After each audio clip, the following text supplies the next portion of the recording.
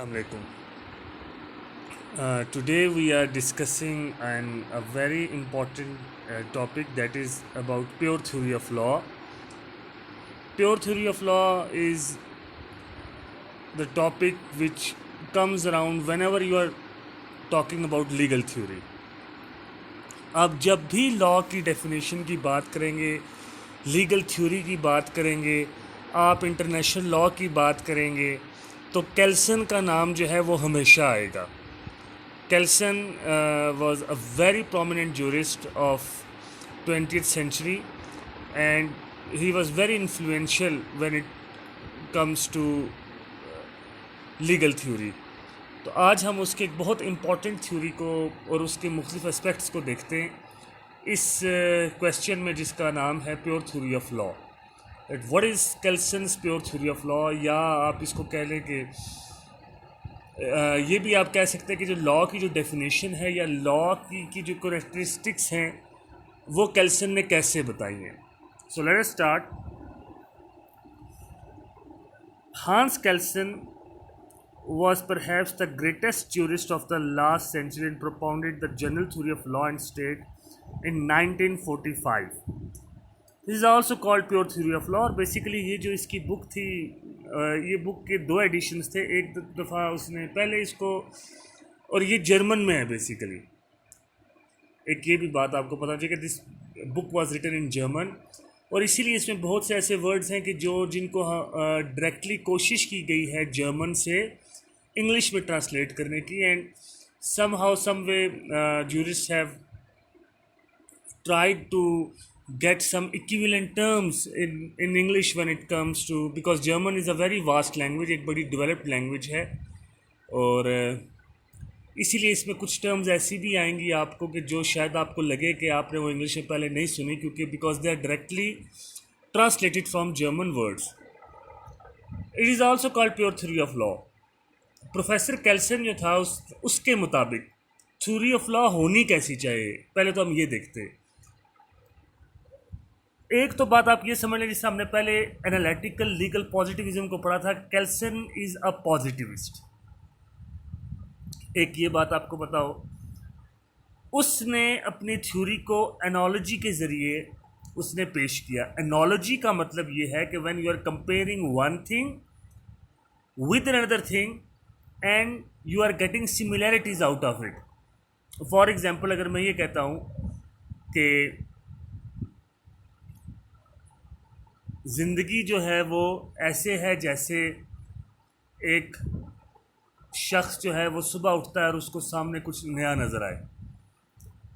ये नहीं कि इसमें सिमिलैरिटी क्या है कि ज़िंदगी में और नया नज़र आने में ये है कि हर रोज़ आपको शायद नया नज़र आता है, हर रोज़ कोई नई चीज़ आती है ज़िंदगी में. ऐसी नहीं. अब आपने ज़िंदगी को एक शख्स के सुबह उठने से कंपेयर किया है, तो ये एक आपको एग्जांपल दी एनालॉजी की. तो बेसिकली कैल्सन ने जो लॉ को डिफ़ाइन करने की कोशिश की वो उसने एनालॉजी के ज़रिए कोशिश की थी. फिर चूँकि ये प्योर थ्योरी है, and why it is called pure theory. Pure theory इसलिए कहा जाता है कि ये सेल्फ डिफाइनिंग है, कि लॉ को आप इट सेल्फ डिफाइन करें, इसके अंदर आप डिफरेंट एक्सटर्नलिटीज़ ना लेके आएँ. बिल्कुल इसी तरह जैसे पॉजिटिविस्ट कहते हैं ना कि आप इसमें एथिक्स को ना लेके आएँ, सोशल फैक्टर्स को ना लेके आएँ, और मोरालिटी को ना लेके आएँ. कैल्सन भी यहाँ पर यही कह रहा है, और इसीलिए इसकी अप्रोच जो है वो बहुत ज़्यादा ऑब्जेक्टिव है, और वो डिस्क्राइब करता है लॉ को इन टर्म्स ऑफ साइंस, कि लॉ एक साइंस है. इसको आप साइंटिफिकली आप इसको एनालाइज करें. इसमें आप इम्प्योरिटीज़ ना लेके, इम्प्योरिटीज़ का मतलब यहाँ पे वो सोशल एक्सटर्नलिटीज़ हैं, वो मॉरल एक्सटर्नलिटीज़ हैं, वो पॉलिटिकल इन्फ्लुएंसेस हैं, उनसे अलग रख के आप लॉ को इंटरप्रेट किया करें, उनको उसको बनाएं. अब इसकी कैरेक्टरिस्टिक्स क्या हैं? A theory of law should be uniform. Uniformity होनी चाहिए, वो प्रिडिक्टेबल होना चाहिए. It should be applicable to all times and in all places. यानी कि वो लॉ वो होता है, लीगल थ्योरी वो होती है जो हर वक्त उसको उसी तरीके से यूनिफॉर्मिटी के साथ आप अप्लाई करें. It must be pure, strict separation of law and morality, जैसे मैंने पहले बताया. It excludes the analysis of any ethical, historical political considerations and rather finds the essence of the legal order in the written or laid down laws, as it is not as it ought to be. यानी कि law should be considered as it is, not as it ought to be. बिल्कुल यहाँ पे देख रहे हैं, ये बिल्कुल एनालिटिकल लीगल पॉलिटिक्स वाली बात है इसमें. Law is a normative science, ये कोई नेचुरल साइंस नहीं है, ये कोई लॉ ऑफ ग्रेविटेशन वाली साइंस, ये नॉर्मेटिव साइंस है, नॉर्मेटिव स्ट्रक्चर है इसका, जिसको हम लीगल स्ट्रक्चर कह सकते हैं, डिस्क्रिप्टिव नॉर्मेटिव स्ट्रक्चर कह सकते हैं, इसको आप मुख्तलिफ नाम दे सकते हैं, वो भी हम आगे इसको देखेंगे. यहाँ पे हम सिर्फ कैरेक्टरिस्टिक्स की बात कर रहे हैं, जो सिंपल एक वन लाइनर कैरेक्टरिस्टिक्स है. Law is positive in nature. He distinguishes static law from dynamic law. अब ये स्टैटिक लॉ को डायनेमिक लॉ से वो कैसे डिस्टिंग्विश करता है, ये भी हम अभी आगे देखेंगे. लेकिन क्योंकि इससे पहले जो ज़्यादातर बातें होती थी वो स्टैटिक लॉ की बातें होती थी. हाँ, एक प्रोफेसर हार्ट ने जो है वो डायनेमिक लॉ के बारे में बात की थी, वरना उससे पहले स्टैटिक लॉ के बारे में ही बात की जाती थी कि भाई लॉ मौजूद है रिटन कोड्स में, और पार्लियामेंट का काम है, लेजिस्लेचर का काम है लॉ बनाना, और उनकी ईमा पे जजेस का काम होता है लॉ को इंटरप्रेट करना. तो इस तरह उन्होंने बड़ी एक स्ट्रिक्ट डेफिनेशन वो बताई हुई थी. लेकिन डायनामिज्म ऑफ लॉ का मतलब ये कि एक तो लॉ की चेंजिंग नेचर है, और दूसरा लॉ की जो स्टडी है वो आपने करनी होती है जब वो अप्लाई हो रहा होता है, जब वो वर्किंग कंडीशन में होता है. तो वो भी अभी हम आगे देखते हैं. So law is based on norms. अभी हमने बात की कि law basically is normative in nature. अब देखिए ये मुख्तलिफ सेंटेंसेस बन सकते हैं, इसमें आपने कंफ्यूज नहीं होना. मेन चीज़ आपको ये पता होनी चाहिए कि नॉर्म होती क्या है. What is norm? Law is made up of different norms. A norm is an ought, के होना चाहिए.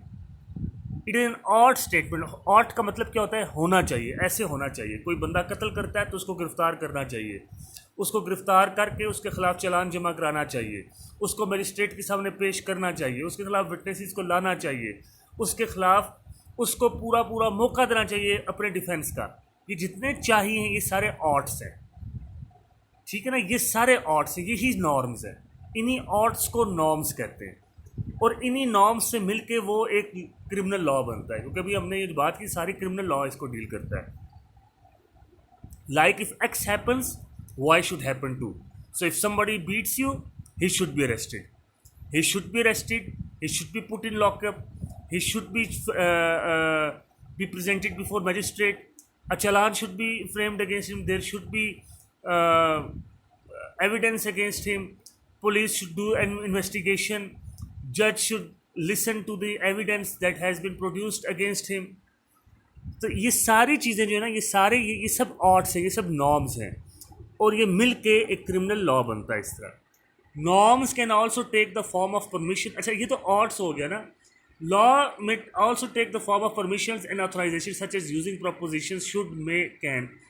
आपने देखा होगा कई दफ़ा अ जज में कंसिडर, जिस तरह के कहते हैं ना, जब आपने किसी की ज़मानत देनी होती है तो उस वक्त जो श्योरिटी बॉन्ड्स जमा होते हैं उनकी मालियत, ये डिस्क्रिशन है, ये इसमें मे आ जाता है. तो सिर्फ ये नहीं है कि होना चाहिए. और अब देखना, ये यहाँ पे जब हम ऑट की बात करते हैं तो ये ऑस्टिन वाला कंसेप्ट भी आ जाता है इसमें, कि भाई आप नहीं करोगे तो आपको सज़ा मिलेगी. लेकिन यहाँ पे कैल्सन जो है ना थोड़ा सा आगे इससे जा रहा है. कहता है ऑट के अलावा मे भी होता है, शुड भी होता है, कैन भी होता है. यानी कि you may do it. So if you may do it, it will be beneficial for you, and if you don't do it, जिस तरह के आप वोट आपको डालना चाहिए, you should vote, but you may not vote, क्योंकि आपके पास maybe you are not interested in any of the candidates, maybe you are not interested in politics. तो इसका मतलब ये कि अब आपको सज़ा तो नहीं मिलेगी ना. तो ऑट्स भी हैं, यानी कि एक नॉर्म जो है वो ऑट भी है, एक नॉर्म जो है वो शुड भी है, एक नॉर्म जो है वो मे भी है, और एक नॉर्म जो है कैन भी है. So it is the decyclogized acts of will. यानी आपकी जो मर्जी है, आपकी मर्जी जो आपकी जो उन नॉर्म्स की वजह से आप अपने ज़हन लाशऊर में आप वो काम करते हैं। मैं सुबह उठता हूँ, मैं जाता हूँ, मैं रेड सिग्नल देखता हूँ, मैं ऑटोमेटिकली रुक जाता हूँ। मैं ये नहीं देखता कि कोई पुलिस वाला खड़ा है या नहीं खड़ा। अब ये साइकोलॉजिकली मेरे अंदर ये चीज़ है कि there is red signal, I have to stop. तो ये सारे एक्ट्स हैं, ये सारे जो एक्ट्स हैं, ये क्यों इस तरह से डिज़ाइन हो गए मेरे मेरे जहन में? Because of these oughts, these shoulds. हालांकि वहाँ पे शायद पुलिस वाला नहीं खड़ा, लेकिन बट मुझे पता है कि आई शुड स्टॉप, क्योंकि ये मेरे लिए अच्छा है। इस तरह मैं एक अच्छी मिसाल कायम कर सकता हूँ सोसाइटी के लिए।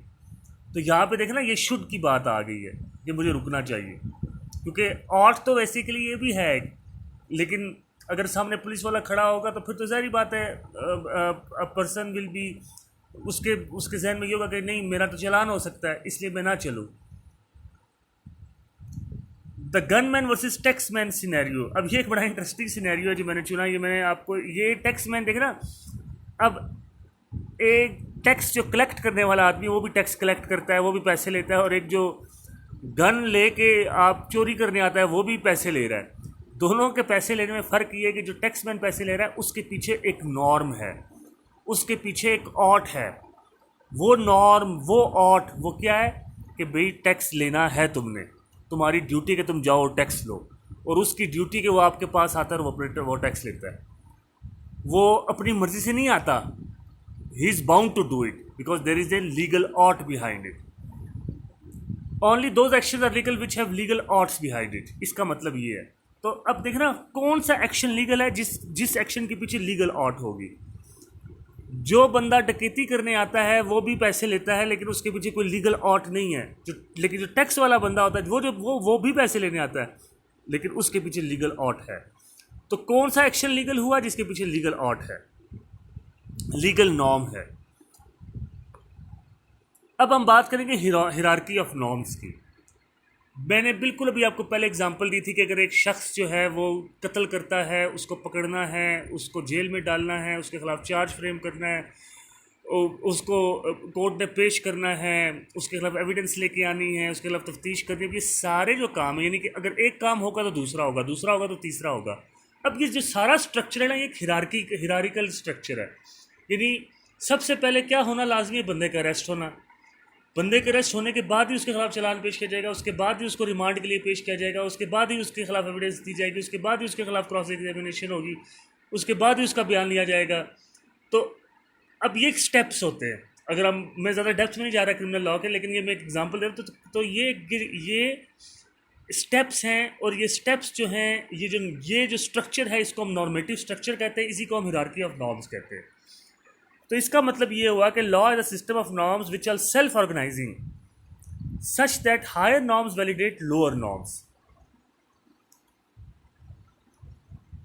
Norms cannot exist by themselves in legal system as one norms depend on another.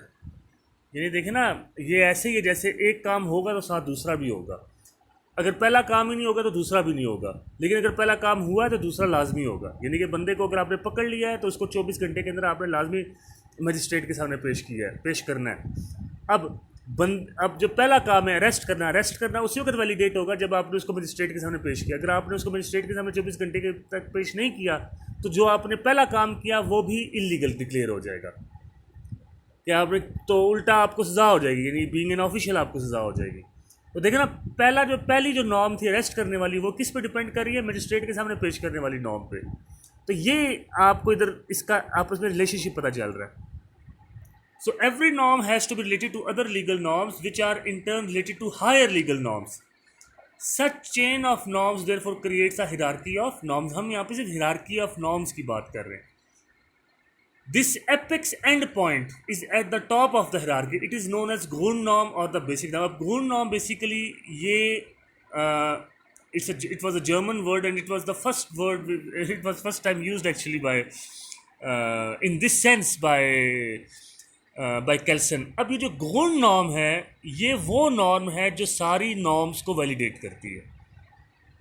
अब ये एक हाइपोथेटिकल पॉइंट, यहाँ पे ये एक हाइपोथेसिस की, ये एक हाइपोथेटिकल पॉइंट है कि आप ये समझें कि एक अगर आप पिरामिड लें, अगर आप ये सोचें कि सबसे ऊपर क्या है, गौण नॉर्म है, वहाँ से वैलिडेशन जा रही है, वहाँ से पावर जा रही है। जिसका गवर्नमेंट है वो अपनी पावर कहाँ से लेती है, कॉन्स्टिट्यूशन से। कॉन्स्टिट्यूशन जो है वो सारे लॉज को पावर दे रहा है, तो कॉन्स्टिट्यूशन क्या है, वो गौण नॉर्म है, क्योंकि कॉन्स्टिट्यूशन सारे लॉज को, अगर कॉन्स्टिट्यूशन नहीं है तो मुल्क नहीं है, मुल्क नहीं है तो ये सारे लॉज बने नहीं हो जाएंगे। तो ये एक एग्जांपल है कि कॉन्स्टिट्यूशन इज अ गौण नॉर्म। अब गौण नॉर्म की कैरेक्टरिस्टिक्स क्या है?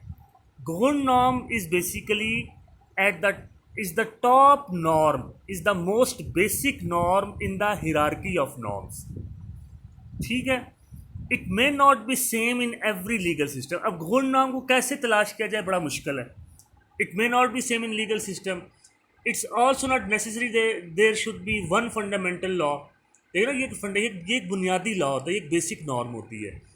अब किसी मुल्क में किसी जगह पे गौण नॉर्म क्या है, ये तलाश करना बड़ा मुश्किल है। एग्जाम्पल अगर हम पाकिस्तान की दें तो आप क्या कहेंगे, पाकिस्तान की गौण नॉर्म क्या है, इस्लामिक लॉ है। साथ ही हम कॉन्स्टिट्यूशन को कहते हैं भी ये भी गौण नॉर्म है। साथ ही हम ये भी कहते हैं कि कई जो पाकिस्तान के लॉज इस वक्त एग्जिस्टिंग हैं, जो इस वक्त हमारी कोर्ट्स में अप्लाई हो रहा है, हम खुद कहते हैं कि वो लॉज, उनमें से कई लॉज हैं वो इस्लामिक लॉ के अगेंस्ट हैं। तो क्या इस्लामिक लॉ गौण नॉर्म हुआ या फिर वो कॉन्स्टिट्यूशन गौण नॉर्म हुआ? देखें ना, ये एक प्लॉजिबल डेफिनेशन जो है वो देना इसकी, it's not an easy thing.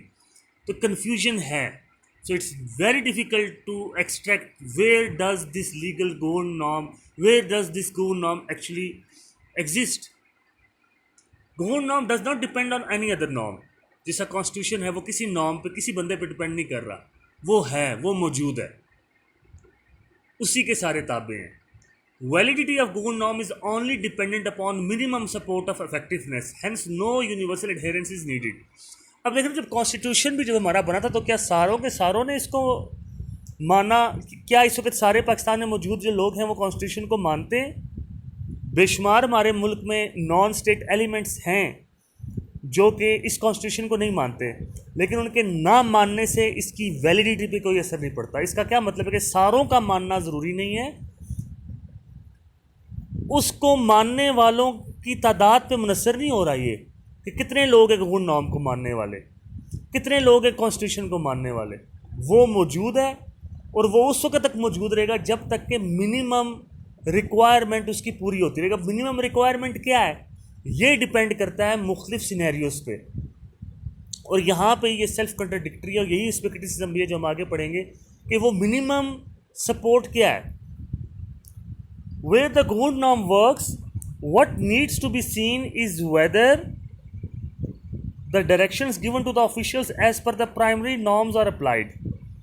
अच्छा देखिए, अब मैं आपको एक मिसाल देता हूँ, इसको आप बड़े आसानी से समझ जाएंगे। एग्जाम्पल आप ऐसे लें, एक मुल्क में अफरा तफरी फैल गई है, लोग जो हैं वो रेवोल्यूशन पे निकल आए, कहते हैं जी हम इस मुल्क को नहीं मानते, यहाँ पे गवर्नमेंट ख़राब है, ये किसी भी वजह से निकल आए। तो इसका क्या मतलब हुआ कि आपकी जो इफेक्टिव आपका कंट्रोल है वो ख़त्म हो गया, जो गौण नॉर्म की जो एडहेरेंस थी वो ख़त्म हो गई है किसी भी वजह से, रिलीजियस वजह से, सोशल फैक्टर्स की वजह से, इकोनॉमिकल फैक्टर्स की वजह से, किसी भी वजह से लोगों का मुल्क पर से, स्टेट पर से, गवर्नमेंट पर से एतबार उठ गया है। इसका क्या मतलब हुआ कि जिस लॉ के तहत, जिस गौण नॉर्म के तहत वो स्टेट बनी है, वो गौण नॉर्म जो है अब वो अपनी स्ट्रेंथ खो चुका है। तो उस वक़्त जब रेवोल्यूशन से जो नए बंदे ऊपर आएंगे तो वो एक नई गौण नॉर्म, वो एक नया बेसिक लॉ, वो एक नया बेसिक नॉर्म लेके आएंगे। तो इसका मतलब ये है कि गौण नॉर्म हमेशा मौजूद रहती है, वो चेंज हो सकती है। ये गौण नॉर्म की हम बात कर रहे हैं, उसकी करेक्टरिस्टिक्स की। It's a very complicated topic, but again it's an interesting thing कि आप देखेंगे केल्सन ने कैसे इसको बताया कि एक जो बेसिक नॉर्म है उसके ऊपर सारी नॉर्म्स उस पर डिपेंड कर रही हैं। अब गौण नॉर्म की वजह से केल्सन ये कहता है कि पब्लिक एंड प्राइवेट लॉज में कोई डिफरेंस नहीं है। पब्लिक लॉ और प्राइवेट लॉ, क्योंकि सारे लॉज की बेस क्या है, गौण नॉर्म है, इसलिए सारे लॉज एक जैसे हैं, चाहे वो पब्लिक है चाहे प्राइवेट है।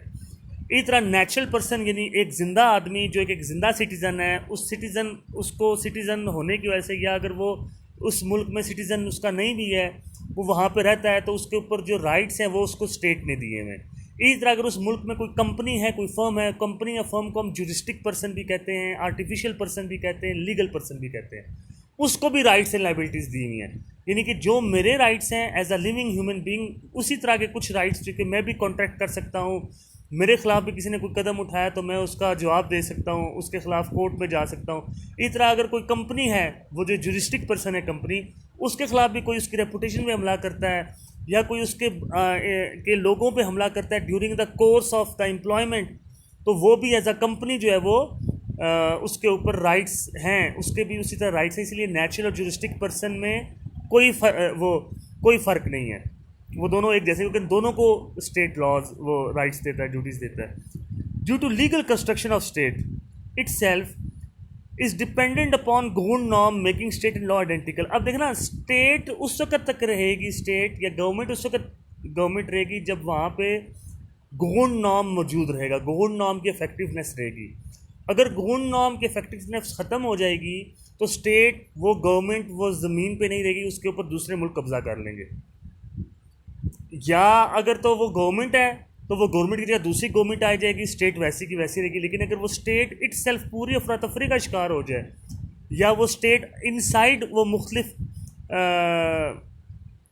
हिस्सों में बट जाए, तो इसका मतलब ये है कि गवर्न नॉर्म जो है उसका रहना वो और स्टेट आइडेंटिकल हैं। स्टेट गवर्न नॉर्म और स्टेट आइडेंटिकल का मतलब है कि स्टेट और law they both are identical. State बनती ही उस वक्त है जब आपके जहन में कोई नज़रिया होता है, जब आपके जहन में कोई फ्रेमवर्क होता है कि हमने इस तरह से इस स्टेट को चलाना है। वह तो पॉलिटिकल साइंस में आपने पढ़ा होगा कि स्टेट के कुछ इंग्रेडिएंट्स होते हैं, लेकिन केल्सन के मुताबिक लॉ और स्टेट एक जैसे। यहाँ पे हम पॉलिटिकल साइंस में के स्फीयर में थोड़ा इंटर हो रहे हैं। There is no difference between legislative, executive and judicial processes, as they all are norms creating processes. International law and municipal law are the same. Why they are same? Because in the end laws बनाया individuals ने हैं, laws applicable individuals पे होता है, और govern norm, सारों की जो नॉर्म्स है वो बेसिक जो नॉर्म है वो एक ही है। तो इसलिए इंटरनेशनल लॉ और आपका लोकल लॉ जो है वो एक ही है। अब इसकी इंपॉर्टेंस क्या है केल्सन की इस थ्योरी की? एक तो इसने इंटरनेशनल लॉ को एज अ लॉ रिकग्नाइज करवाया, क्योंकि इससे पहले इंटरनेशनल लॉ को एज अ लॉ रिकग्नाइज नहीं करते थे। वो कहते हैं कि सिर्फ मोरालिटी है, जिस तरह ऑस्टिन की तरह या हॉब्स की तरह के जो थे। Pure theory of law is best for peaceful change, क्योंकि वो कहते हैं ठीक है जी, ये गवर्न नॉर्म, ये कॉन्स्टिट्यूशन अगर नहीं चला तो आप दूसरे को गवर्न नॉर्म लेके आ जाए, दूसरा को कॉन्स्टिट्यूशन लाए, दूसरा कोई फ्रेमवर्क ले आए।